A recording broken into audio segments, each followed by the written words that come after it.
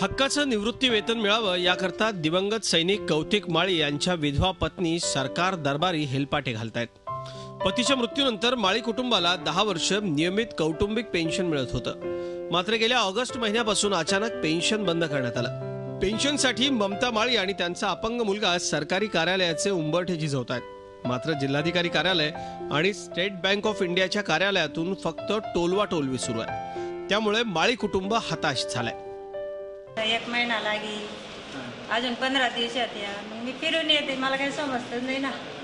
अंगठा बहादुरी ते आपण 8 दिवसात द्यावं ते सांगता, आपण नंतर 8 दिवसात द्या, नंतर 15 दिवसात द्या। फिरूनच राहिले। किती दिवसापासून फिरत आहे? आता 8वा महिना लागला। पेन्शन अभावी आर्थिक अडचणीचा सामना करावा लागत असल्याची खंत माळी यांच्या अपंग मुलानं व्यक्त केली आहे।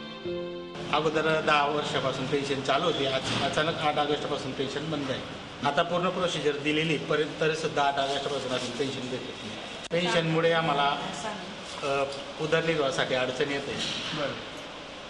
उसने पैसे दुसऱ्याकडून मागावं लागत आहे, असे दिवस काढावं लागत। 16 वर्ष देशाची इमानीतबारे सेवा केल्यानंतर कौतिक माळी निवृत्त झाले।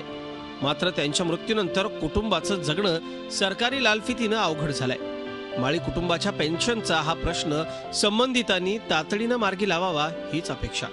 प्रशांत परदेशी, झी मीडिया, नंदुरबार। झी 24 तास रहा एक पाऊल पुढे।